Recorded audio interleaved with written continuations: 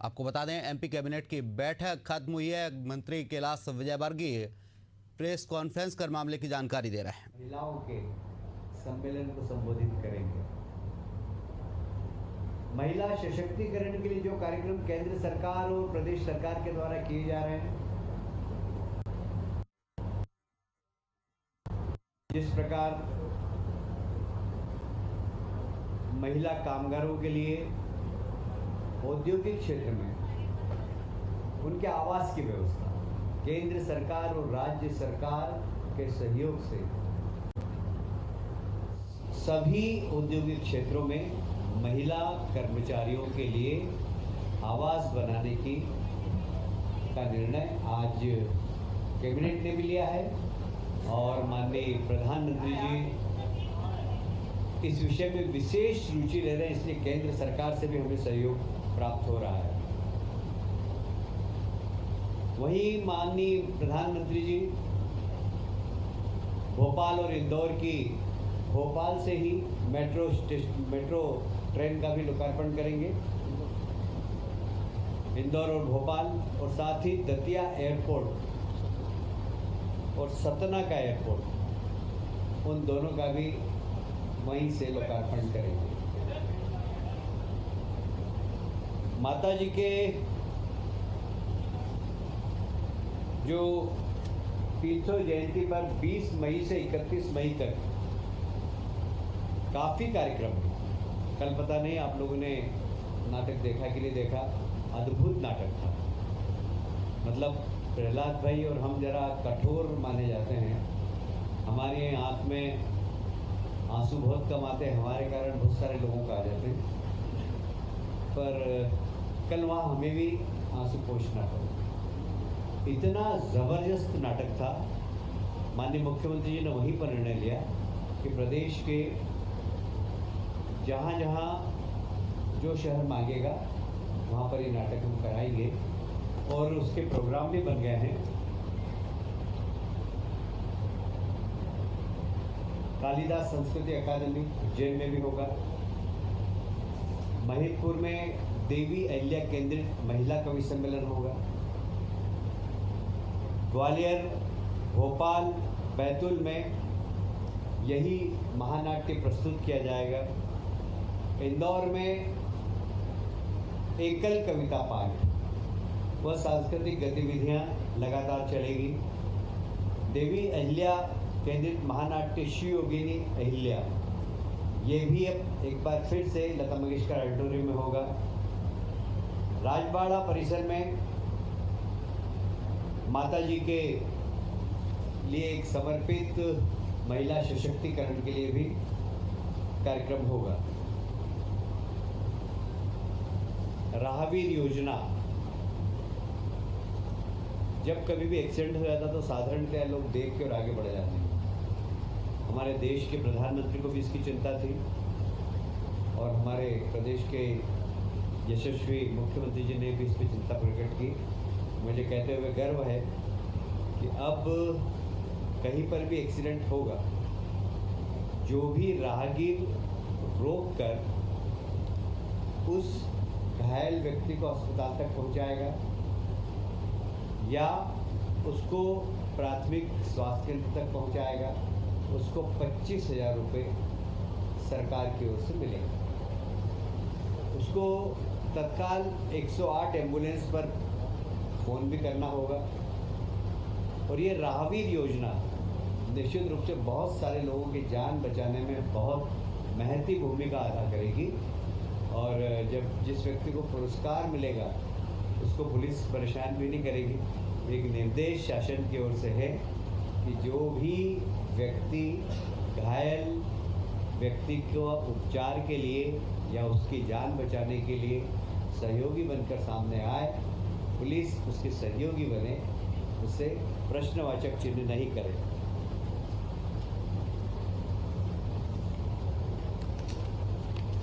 आप सभी जानते हैं कि हमारी सरकार किसानों को उनकी आय दुगनी हो, और इसलिए आपने देखा होगा कि एमएसपी हम लगातार बढ़ा रहे हैं। जहाँ एमएसपी बढ़ा रहे हैं वहाँ पर हम किसान के उत्पादन को खरीद भी रहे हैं। और इसलिए इस बार हमारी सरकार ने एमएसपी तो 2400 और 2500 रुपये निर्धारित की गई थी। हमारी सरकार ने 75 रुपये प्रति क्विंटल बोनस देकर 2600 रुपये प्रति क्विंटल में खरीदा। और इस बार रिकॉर्ड खरीदी हुई है,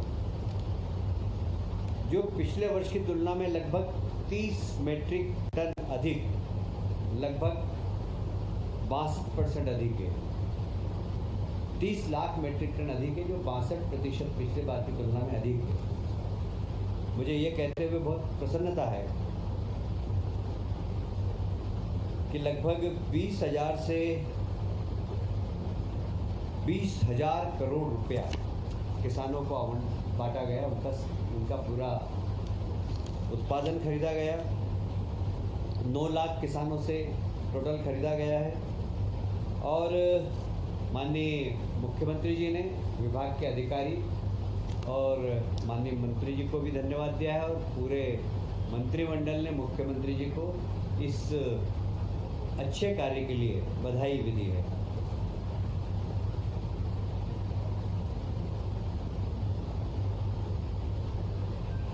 शायद आपको स्मरण होगा कि सीतामऊ में पिछले माह किसान सम्मेलन हुआ था, और इस किसान सम्मेलन का उद्देश्य, किसान समागम का उद्देश्य यही है कि कृषि आधारित उद्योग को हम बढ़ावा दें और आधुनिक खेती कैसे की जाए, साथ ही प्राकृतिक और ऑर्गेनिक खेती कैसे की जाए।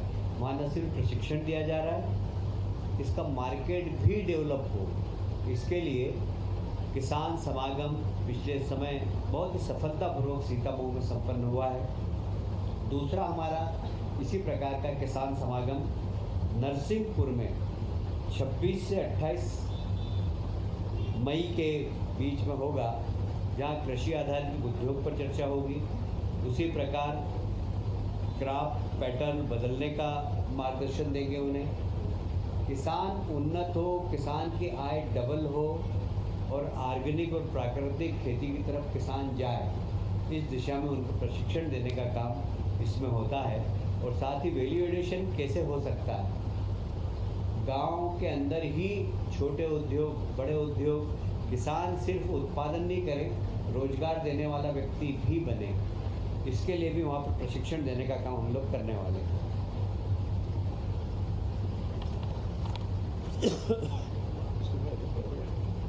बहुत तेज या कम कर दो।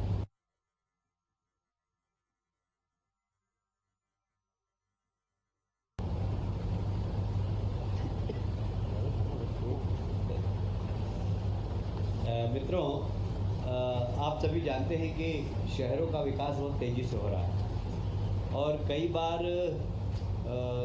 दो शहरों के बीच में यदि विकास करना हो तो कौन सी एजेंसी करे, ये हमेशा एक प्रश्न चिन्ह उठता है। जैसे इंदौर के लिए हमको अंतर्राष्ट्रीय एक एयरपोर्ट चाहिए। अब उस एयरपोर्ट को नगर निगम बनाए, कौन ज़मीन उसकी सिलेक्ट करे, इसके लिए बहुत ज़रूरी था कि एक ऐसी संस्था हो जो कि इस बारे में विचार करे, 2-3 शहरों के बारे में कैसे एक समेकित डेवलपमेंट, और 2-3 शहर क्लब होकर विकास के बारे में सोचें। इसके लिए महानगर कौंसिल का एक, जब संविधान का 74वां संशोधन हुआ था, उस वक्त संविधान में ये गाइडलाइन थी कि शहरों को एक महानगर परिषद बनाना चाहिए। तो हमने भी आज की कैबिनेट में महत्वपूर्ण निर्णय लिया है, जिसमें इंदौर, भोपाल, उज्जैन, जबलपुर, ग्वालियर मेट्रोपॉलिटन विकास प्राधिकरण बने। अब अभी एक हमने नियम का एक ढांचा बनाया है, उसके बाद इसमें कैसे हमें जनप्रतिनिधि को जोड़ना, जनप्रतिनिधियों के लिए काम, जनप्रतिनिधियों के मार्गदर्शन में काम करना। यह जब प्राधिकरण बना है तो इसका काम सिर्फ दो संस्थाओं के बीच में गैप फिलिंग का, इससे नगर निगम का काम प्रभावित नहीं होगा, प्राधिकरण का काम प्रभावित नहीं होगा, वो अपने क्षेत्र में काम करते रहेंगे। बाकी हम एक सहयोगी संस्था बनकर काम करेंगे और इसके चूँकि मुख्यमंत्री इसके चेयरमैन होंगे और इसलिए ये प्राधिकरण शहरों को व्यवस्थित विकास, जो जैसे अब इंदौर के आसपास हम बात करते हैं, इंदौर, उज्जैन, धार, कुछ हिस्सा देवास का, कुछ हिस्सा हम धार का, इसे सबको मिलाकर एक मेट्रोपॉलिटन काउंसिल बना रहे हैं और उसके पूरे समुचित विकास का, ट्रांसपोर्टेशन कैसा हुआ, 25 साल बाद वहाँ आवागमन कैसा होगा, कितने व्हीकल होंगे, तो हमें उस हिसाब से अभी से सड़कों का प्लान है। यहाँ पानी की आवश्यकता कितनी होगी, तो अभी से हम पानी के सोर्सेज के बारे में हम अभी से उसके बारे में सोचेंगे। ये समुचित मेट्रोपॉलिटन एरिया के अंदर पीने का पानी कितना लगेगा, यदि उस क्षेत्र के अंदर खेती है तो खेती किसान को पानी समुचित रूप से मिल सके, क्योंकि हमारे खेत को पानी देने का हमने संकल्प लिया। तो ये सब काम मेट्रोपॉलिटन काउंसिल करेगी और इसके 3 चरणों में इसकी कमेटी है। 2 चरणों के चेयरमैन मुख्यमंत्री होंगे, 1 चरण के माध्यम तीसरी हमारी काउंसिल बनेगी, उसमें लोकल शहर के सांसद, कमिश्नर, सारे जनप्रतिनिधि होंगे। इसमें जनप्रतिनिधियों का मार्गदर्शन और जितने विधायक इस क्षेत्र के हैं वो सब कभी भी आकर किसी भी प्रकार का कोई सुझाव देना चाहें तो दे सकेंगे। कुल मिलाकर इसका उद्देश्य है कि 2 संस्थाओं के बीच में फिल अप द गैप, जो गैप भरने का एक काम करेगी और विकास तेज गति से इस दिशा में काम करेगी।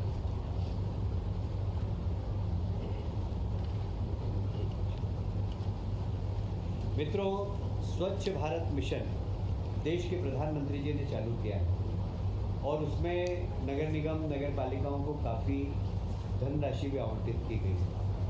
अब जो भारत सरकार का स्वच्छ भारत मिशन में है 2.0 में बहुत सारे ऐसे प्रावधान है जो नंबर 1 में नहीं थे और इसलिए उन प्रावधानों की कमी दूर करने के लिए, जैसे मैं एक उदाहरण दूँगा कि पहले स्वच्छ भारत मिशन के माध्यम से कचरा कलेक्शन के लिए गाड़ियाँ आ गई। अब उनकी लाइफ 3 साल है, 4 साल है, हमको नई गाड़ी खरीदना है। नई गाड़ी खरीद करने के लिए स्वच्छ भारत 2.0 में वो प्रावधान अब नहीं है और इसलिए हम अब मुख्यमंत्री शहरी स्वच्छता कार्यक्रम हम वापस चालू कर रहे हैं। पहले ये हालांकि 2012 में चालू किया था, पर इसको बाद में जब स्वच्छ भारत मिशन आया तो यह शून्य हो गया था, क्योंकि वो बहुत बड़ी राशि भारत शासन से आ रही थी। पर अब आवश्यकता है इस बात की, जैसे अब ड्रेनेज के अंदर मैनहोल में व्यक्ति नहीं घुसे, उसके लिए मशीन खरीदना है, तो नगर निगम के पास पैसा नहीं है और स्वच्छ भारत मिशन जो भारत सरकार का उसमें प्रावधान अब नहीं है सेकंड पार्ट में। तो हम मुख्यमंत्री स्वच्छता कार्यक्रम के अंतर्गत वो मशीन उनको उपलब्ध कराएंगे। कुल मिलाकर स्वच्छ भारत मिशन लगातार तेज गति से चलता रहे और इसलिए इसके सपोर्ट के लिए ये मुख्यमंत्री शहरी स्वच्छता कार्यक्रम के अंतर्गत हमने आज कैबिनेट में निर्णय लिया है। पहले चरण में हमने 277 करोड़ का ऐसा प्रावधान किया, हालांकि ये राशि मुझे अभी कम दिख रही है, इसलिए आज मैंने कैबिनेट में कहा भी है कि मुख्यमंत्री जी राशि बढ़ाना पड़ेगी, क्योंकि बहुत सारी नगर निगमों में बहुत सारे सामान नहीं है, मैं जा भी जाता हूँ, पर ये इसकी शुरुआत हो गई है। पैसे के तो कभी भी आ सकते हैं, 12 महीने हम लोग कैबिनेट करते रहते हैं और पर ये एक अच्छी शुरुआत हुई है कि स्वच्छता मिशन जो केंद्र सरकार का वो तेज गति से चलता रहे। आज एक महत्वपूर्ण निर्णय और हुआ, फिर उसको वैसे कर दिया जैसे ऊपर कर दो सब।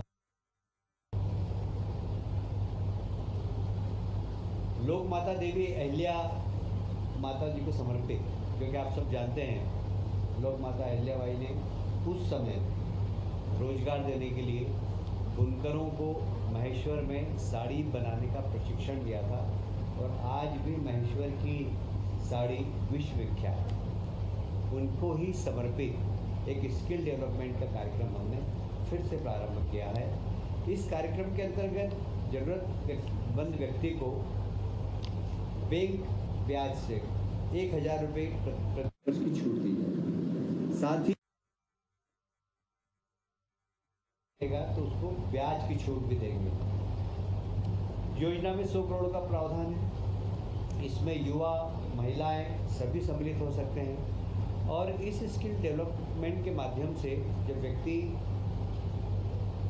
रोजगार मूलक प्रशिक्षण प्राप्त करेगा तो कुछ रोजगार देने वाला भी बन सकता है। जैसे प्रधानमंत्री हमेशा कहते हैं कि रोजगार मांगो मत, रोजगार दो। यह योजना महिला हो या पुरुष उनको रोजगार देने वाला बनाएगी। ये एक बहुत अच्छी योजना आज माननीय मुख्यमंत्री जी के नेतृत्व में कैबिनेट ने पारित की है, जिसमें हमारे बेरोजगार युवाओं को, विशेषकर महिलाओं को बहुत इसका लाभ होगा।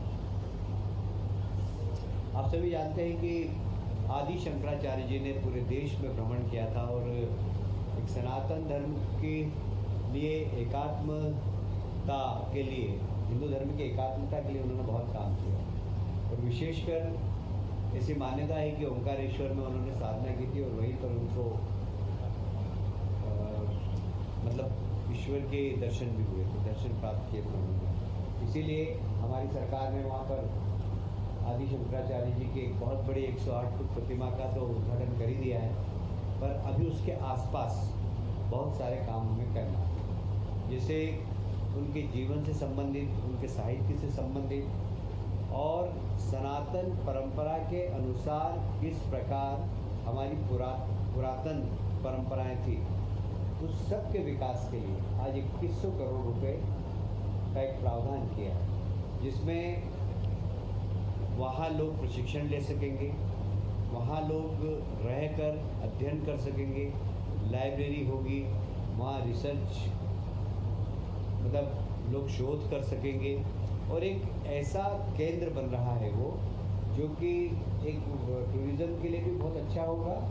विशेषकर जो भारत की सनातन परंपरा को अगर जानना चाहता होगा तो दुनिया भर के लोग आकर वहाँ पर रह सकेंगे। तो उन सब के लिए छोटे हॉल, बड़े हॉल, मीटिंग हॉल, रहने की व्यवस्था, लगभग 1000 लोग वहाँ रह सकें, उस प्रकार की हॉस्टल भी बन रही है। वहाँ अलग अलग प्रकार के कुछ 5 स्टार टाइप कमरे बनेंगे, कुछ सामान्य कमरे बनेंगे। एक बड़ा संस्कृति केंद्र सनातन धर्म का वहाँ पर बनने जा रहा है। इसके लिए 2100 करोड़ रुपए आज कैबिनेट ने मंजूर किए हैं और ये पर्यटन के क्षेत्र में बड़ी क्रांति लाए। जैसे कि उज्जैन में हमने महाकाल लोक बनाया और उसके बाद वहाँ पर दर्शकों की संख्या लगभग 30 से 40 गुना बढ़ी है और वहाँ की अर्थव्यवस्था का चक्र 10 गुना बढ़ा। मतलब इकोनॉमी पूरी उज्जैन के पर कैपिटा इनकम बढ़ गई। तो ये भी निमाड़ के क्षेत्र में जब पूरा बन जाएगा, वहाँ पर 3D सिस्टम के माध्यम से आदि शंकराचार्य ने पूरे देश में घूमकर किस प्रकार ऐसा लगेगा उनको कि हम आदि शंकराचार्य के युग में आ गए। इस प्रकार का एक संग्रहालय बनेगा वहाँ पर। लोग उसको निश्चित रूप से देखेंगे ही, जो जाएगा वो एक बार नहीं बार बार देखेगा और सारे देश का वो आकर्षण का केंद्र बने, एक अच्छा पर्यटक स्थल बने। इस दिशा में हम काम कर रहे हैं। ये एक बहुत महत्वपूर्ण निर्णय आज कैबिनेट में हुआ है।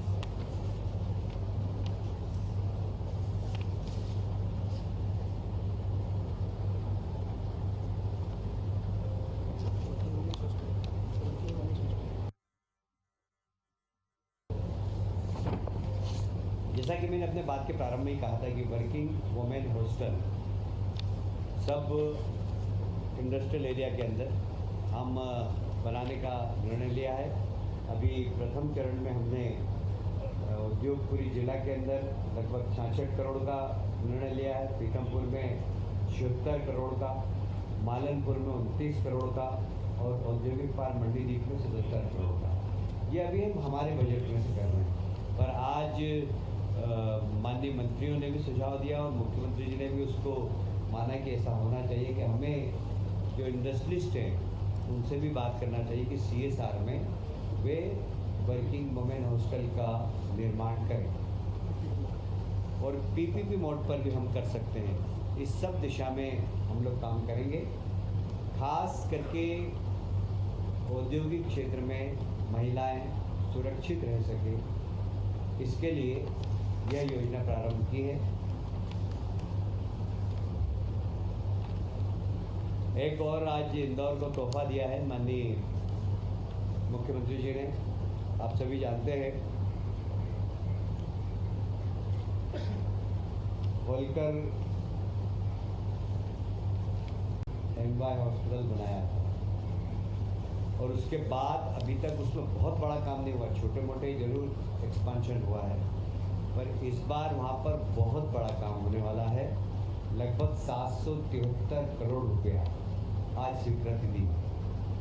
यह वर्तमान जो व्यवस्था है उससे लगभग डबल व्यवस्था हो जाएगी और सब आधुनिकतम सुविधाएं उस हॉस्पिटल के अंदर होगी।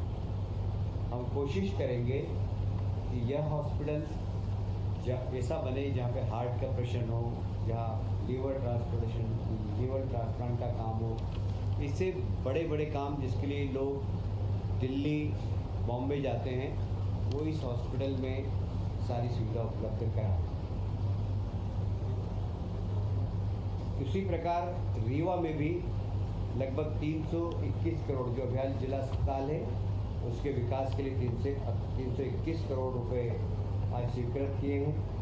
और यह एक इंदौर ही नहीं, इंदौर मालवा ही नहीं, निवाड़ी नहीं, पूरे सेंट्रल इंडिया के लिए जो गरीब हैं, जो मध्यम वर्गीय हैं, उनके लिए एक बहुत बड़ा तोहफा होगा, क्योंकि मेडिकल सर्विसेज आजकल बहुत महंगी होती हैं। और इसी समय में हालांकि हमारे देश के प्रधानमंत्री ने आयुष्मान योजना के माध्यम से गरीबों को और मिडिल क्लास के लोगों को बहुत बड़ी सुविधा दी है। साथ भी 70+ के लोगों का भी आयुष्मान कार्ड बनाया है। वह कोई भी व्यक्ति हो, उसके किसी भी परिवार का हो, उन सब का बनाने का काम किया। एक बहुत बड़ी उपलब्धि है माननीय प्रधानमंत्री जी की। पर फिर भी मिडिल क्लास के व्यक्ति के लिए मुश्किल हो जाता है जब गंभीर बीमारी से पीड़ित हो जाता है। तो यहाँ पर हम इस हॉस्पिटल के अंदर जब 773 करोड़ रुपये खर्च कर रहे हैं तो आधुनिकतम सारी चिकित्सा सुविधा यहाँ पर हो, इसके लिए हम लोग प्रयास करेंगे। आज की कैबिनेट में यही निर्णय हुए थे। अभी लंच के बाद विकसित मध्य प्रदेश 2047 का एक रोड मैप के बारे में अभी हम लोग सब एक साथ बैठने वाले हैं। उस पर चिंतन मनन होगा, उस पर चर्चा होगी और उसको एक अमली जामा पहनाएंगे। तो इसके बाद भोजन के पश्चात हम 2-3 घंटे फिर से बैठेंगे और माननीय प्रधानमंत्री जी का जो सपना है 2047 में भारत एक सशक्त भारत बने, उसमें राज्य सरकारें किस प्रकार अपनी तैयारी करती है, उस तैयारी को हम लोग कर रहे हैं। और इसमें माननीय प्रधानमंत्री जी का मार्गदर्शन और माननीय हमारे मुख्यमंत्री जी की कल्पना, दोनों पर हम आज बैठ के चर्चा करेंगे।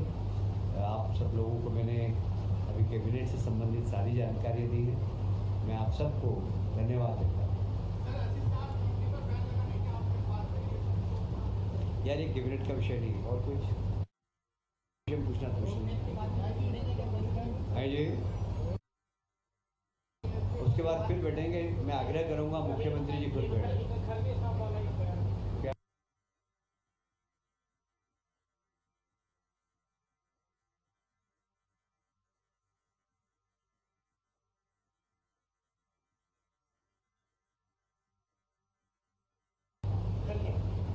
देखिए खड़गे जी जो बयान देते हैं, अब मैं बहुत वरिष्ठ है, उनके बारे में कुछ टिप्पणी करूँ तो अच्छा नहीं, पर हमेशा एक बात का ध्यान रखना चाहिए, कोई सा भी राजनीतिक दल कि नेशन फर्स्ट। दुर्भाग्य से लोग ऐसे विषयों पर देश के अंदर राजनीति कर रहे हैं जिस पे नहीं होना चाहिए। मुझे याद आता है अटल बिहारी वाजपेयी को। कल शरद पवार जी ने भी अपने भाषण में कहा कि जब नरसिंह राव जी प्रधानमंत्री और मानवाधिकार का हनन हो रहा है जम्मू कश्मीर में, इसको लेके एक सख्त नोटिस यूनाइटेड नेशन ने दिया। नरसिंह राव जी पस्त हो गए थे क्योंकि प्रतिबंध लगने वाले थे। उस समय नरसिंह राव जी ने अटल जी से कहा कि इसका नेतृत्व आप करें।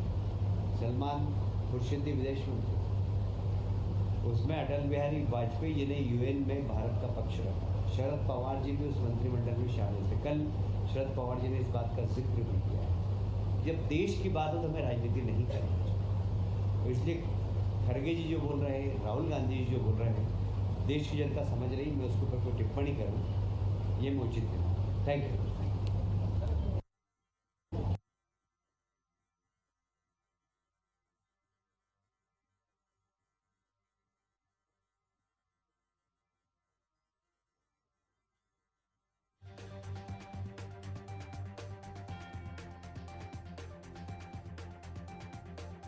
दिखा यहाँ पर मंत्री कैलाश विजयवर्गीय ने प्रेस को संबोधित किया और कैबिनेट बैठक में हुए निर्णयों की जानकारी दी है।